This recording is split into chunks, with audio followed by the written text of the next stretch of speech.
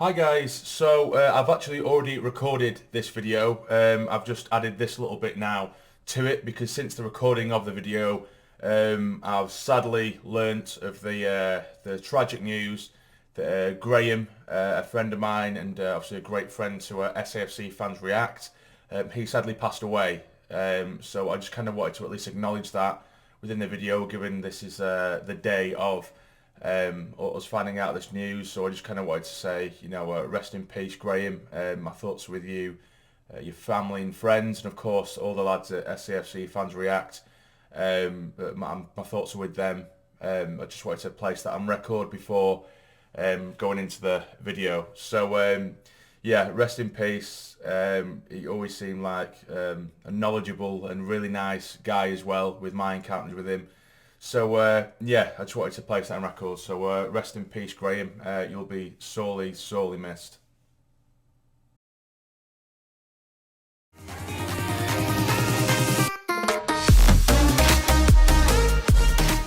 Hi guys, and welcome to the Ipswich vs Sunderland match preview. So Sunderland are back in league action this weekend away from home against Ipswich. Now, of course, Sunderland have had a really, really poor run of form in recent weeks.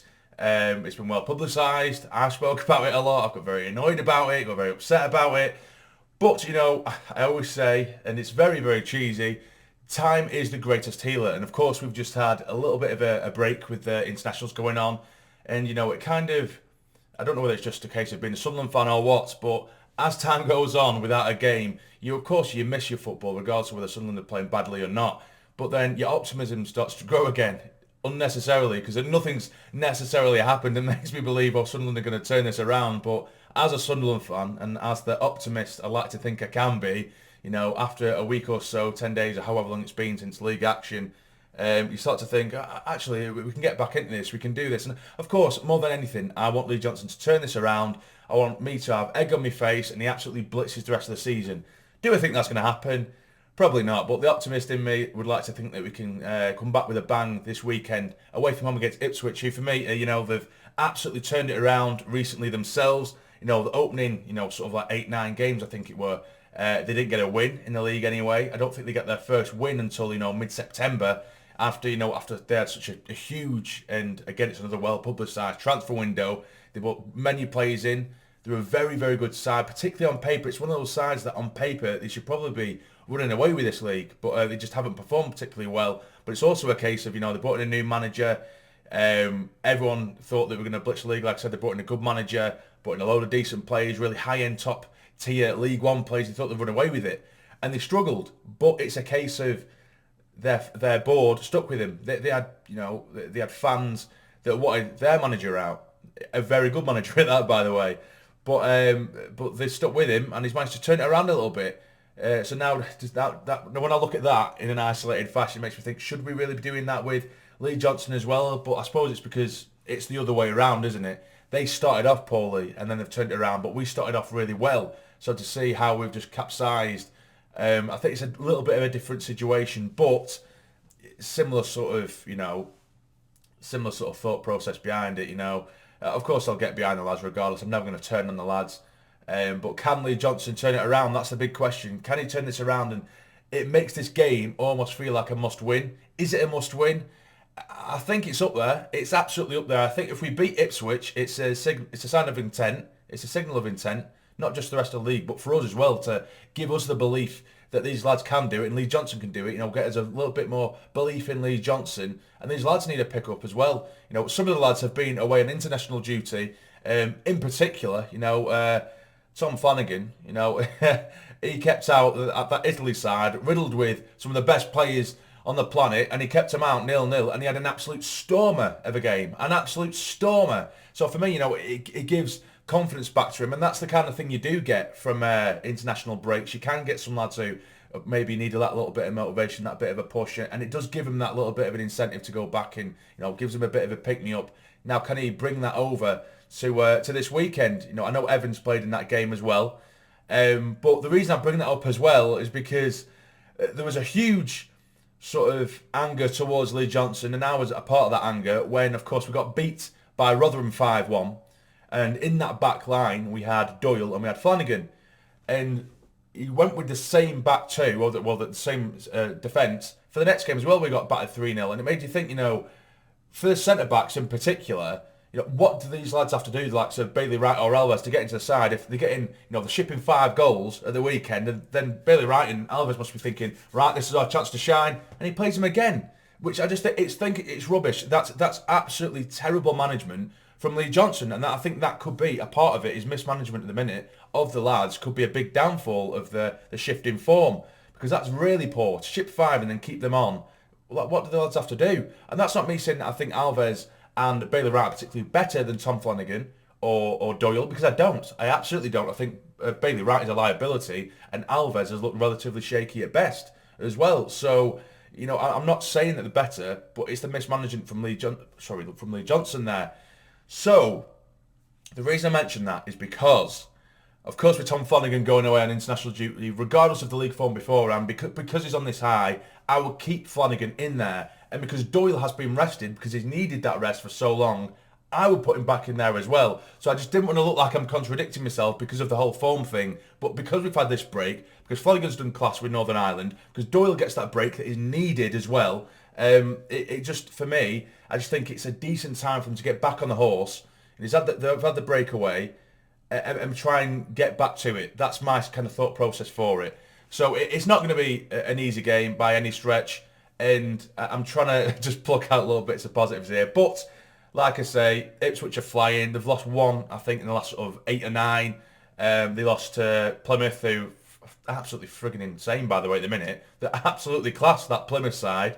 So there's no shame in losing to them. But other than that, Ipswich have picked up big wins against the likes of Pompey. I think they beat Pompey 4-0, which is something that we certainly couldn't do, but we won't talk about that. But, they did. They beat Pompey at Fratton Park by 4-0. They beat Wickham away from home as well by 4-1.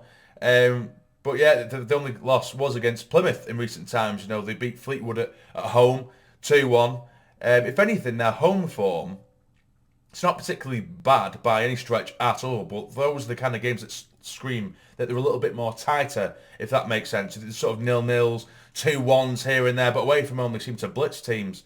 So it's probably a good chance now, a good opportunity for us to get back on the horse. So for me, let's have a look at my preferred starting 11. So this is the team I would go with, and it is pretty much a 4-4-2. Now we have Hoffman returning in goal, and across the back we have Sirkin, we have Doyle. I know on the graphic there it doesn't have Flanagan because he's somehow, or for some reason, disappeared off the app that I use. So just pretend that ghost is Tom Flanagan. And I've put Alves at right back. I know this is never going to happen in a million years, but for me, I just really want to see Winchester back in the middle. And whenever we've seen, even in little cup games, where we have occasionally seen Dan Neil and Winchester brush shoulders together in the middle, I think they look really good. Winchester, his retention of the ball is fantastic. His distribution of the ball is fantastic. He gets stuck in as well. He doesn't stop. To have him in the middle, and he's such a voice. If you see him at right back, the amount of times he's screaming at the defenders, screaming at midfield and the goalkeeper as well, he gives Hoffman one hell of a freaking earful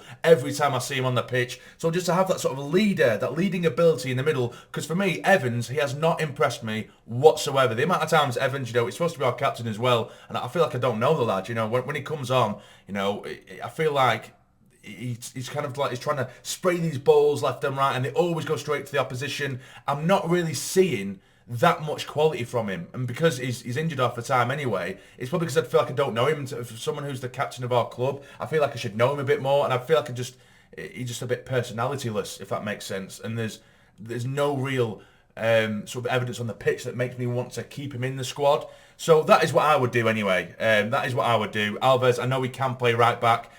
You may as well chop and change the back at least a little bit, considering the amount of goals we're shipping. So there's no harm. You've got a natural defender there who can play right back, so I'll put Alves in there. Dan Neil with Winchester, 09, I think he's been horrendous. Evans, he hasn't been great, as I say. Now, moving forward, we have McGeady, who has served his ban. I think he has anyway. I could be wrong there. I could be wrong. If not, I'd put someone else there. But for the time being, I've put McGeady there. On the right, I've stuck Embleton there. Now, some of you might think there's a lack of pace here with Gooch as an option, Diaku as an option. But Gooch has been very, very poor since he's come back into the side. Diaku, for me, there's very little that suggests that he's much better than the likes of Diamond. You know, there's very, very little. And, you know, I'm not Diamond's biggest fan in the world, even though he's doing well in League Two. But for me, every time we come up against a marginally physical side, Dietrich disappears. Positionally, he's very, very poor. And he reminds me of a sort of like a Watmore 2.0, where he just batters the ball in front of him, then runs. Or he tries to do a bit too much on the ball. He holds onto it for far too long. And I know he's a young lad. You know, he's played for Bayern for a reason. You know, and I think he has potential. But for me, it seems at the moment to be far too soft for this league. But regardless of who is behind the strikers, the strike partnership I need and want to see so badly is Ross Stewart and Broadhead. Whatever's behind them, literally whoever the other 9 players are, couldn't care less, apart from Broadhead and Stewart, because Broadhead, he looks so good. He looks so good. He's quick. He's brilliant at making those runs in behind, as is Ross Stewart, who's of course our top goal scorer anyway. Stewart can do the business in the air and on his feet as well. So I just think having those two up top is the right dynamic, and I'd love to see those two play up top together. But that would be my preferred starting 11. I know you could argue, Embleton, not much pace there. McGeady as well is not the quickest, but I think those two have probably the best deliveries out wide to put in for Broadhead and Ross Stewart. And you could argue, Pritchard, he puts a shift in terms of, he tries hard, but you need a little bit more than trying hard. Recently with Pritchard, he just hasn't necessarily impressed me at all in terms of performance levels. He just runs around quite a lot. I can appreciate effort, but you need a little bit more than that to get into my starting 11, unfortunately. So that is my starting 11. So, of course, as usual, let me know in the comments down below what you think of it. It's a bit of a dodgy one, I know, but I just, at this point, I'm scratching my head thinking what things we can do, what we can try to try and shift this run in form. Now, for my predicted scoreline, the optimist in me wants to say, 2-1 Sunderland, but the realist in me wants to say a 1-0 loss. I might just meet it halfway and say 1-1. I'm going to do that. I'm going to meet it halfway. I'm going to say 1-1, which isn't ideal. But, if there's fire in these lads' bellies and they really want to get this this run of form ended, then we need to see it on Saturday. We need to see it, and it does have that sort of must-win factor of this game. We're still in a great position in the league. We're not in the worst position in the world. Of course, teams played over the weekend, which pushed us just outside the playoff places. And we do have games in hand, those dreaded games in hand. And those games in hand don't necessarily equal 3 points. You have to win those games. We know that. But we aren't in a terrible position if we are to win those games. We're still, within reach of the top 2. But this does have very much a must-win feel over it. I'm going to predict a 1-1, and like I say, meet in the middle of my my realist side and my optimistic side. So I'll go for a 1-1 draw. I think Ross Stewart will get the goal. What do you guys think? Let me know in the comments again down below. But if you have enjoyed this video, please hit the like button for me. It'd be massively, massively appreciated. And subscribe to the channel if you're not already to become a fully fledged member of the Sarny Army. But for now, you take care and stay jamming.